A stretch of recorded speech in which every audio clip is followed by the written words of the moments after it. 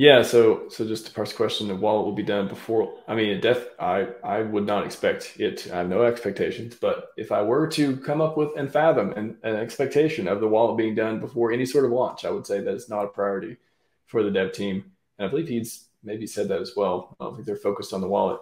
And the other day during the conference, he mentioned somebody asked him, because before he said there will be a sacrifice phase for the wallet, and then the when he was on at the conference the other day, he said that somebody asked him, will there be a sacrifice for the wallet? And he said he doesn't know.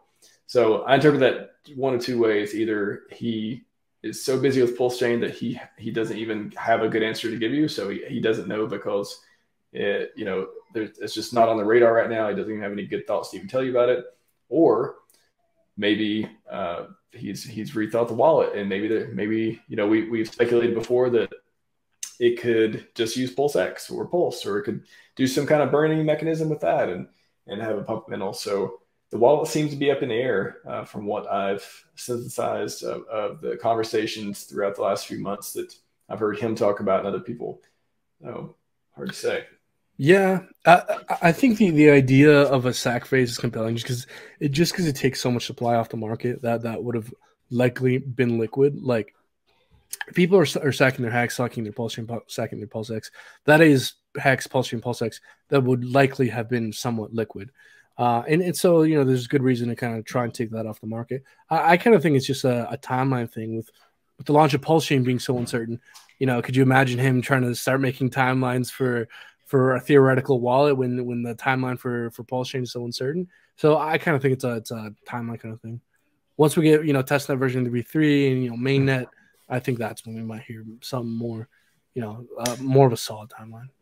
I think that's one of the genius behind sacrifice phases, even beyond the no expectations. You sacrifice for freedom of speech, freedom of movement, all these things.